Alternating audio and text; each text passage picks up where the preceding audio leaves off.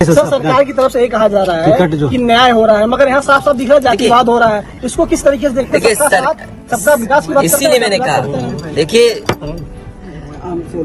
योगी की सबसे बड़ी परिभाषा यही है, जो दूसरे का दुख अपना दुख समझे।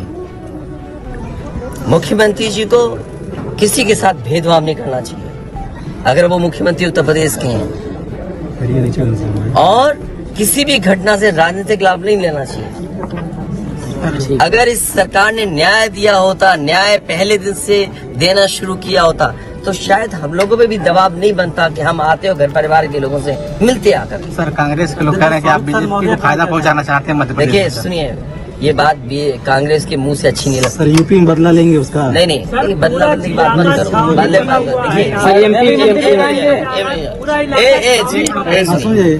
ये विषय इसलिए मैं नहीं उठाना चाहता हूँ कि ये हमारे लिए देवरिया कांड बड़ा विषय है। इंडिया न्यूज और न्याय में संतुलन हो, थोड़ा सा आईडी नीचे, न्याय में संतुलन हो, ये सरकार की जिम्मेदारी है। सिंगल देवरिया कांड मैंने पहले से कहा, ये समाज के लिए और मनोविज्ञान के लिए ये बड़ी चीज है कि आप समझें कि अगर आप एक परिवार के साथ घटना होती है तो दूसरे परिवार का मनोविज्ञान क्या होता होगा। और ये डीएम ने खुद कहा कि ये रिटेलिएशन में घटना हुई है, और शासन प्रशासन के लिए और न्याय के लिए ये बड़ी जिम्मेदारी है।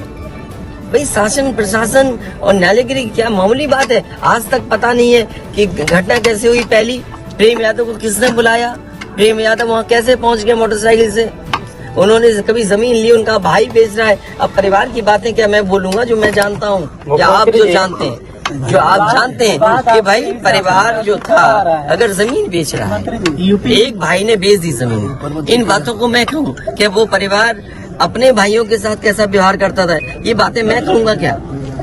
ये सब आप जानते हो। इसलिए मैं आपसे भी उम्मीद करता हूँ लोकतंत्र तभी मजबूत होगा जब न्याय मिलेगा, और न्याय की भावना होती सरकार की तो खेतों में इतना कार्यकर्ता नेता नहीं दिखाई देता, जनता खेतों में नहीं दिखाई देती।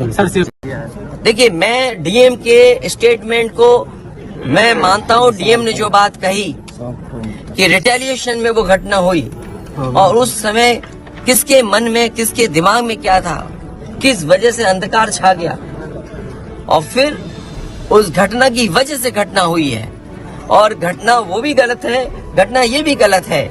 अगर ये सवाल आप पूछते हैं मासूमों के लिए, मासूमों की कभी जान नहीं जाती। अगर प्रेम यादव की जान न गई होती तो, प्रेम यादव की जान नहीं जाती तो किसी मासूम किसी की जान नहीं जाती।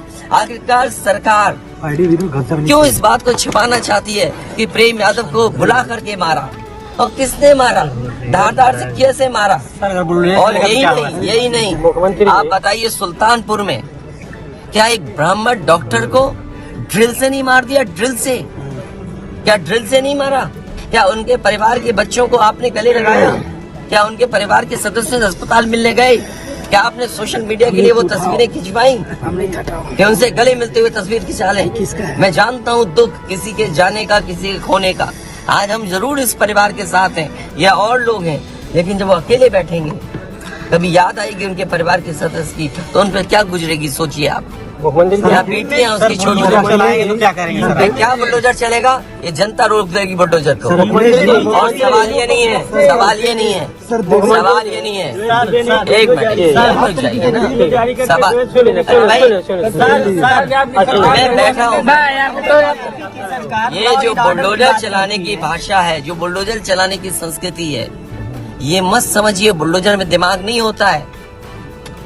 अगर बुलडोजर न्याय देने लगा तो अगली सरकार भी यही करेगी। इसलिए मैं सोचता हूं कि अगर आप योगी हैं, योगी की परिभाषा यही है, दूसरे का दुख अपना दुख समझें। आप अपना गिराते हैं तो मुआवजा लेते हैं। आपकी किसी की हिम्मत हो अगर ये बात की कि उन्होंने अपनी बिल्डिंग गिराई और कितने करोड़ मुआवजा उठाया, अगर आप इसे बुलडोजर चलाना चाहते हो तो उतना ही मुआवजा देना जितना मुआवजा आपने खुद लिया है सरकार।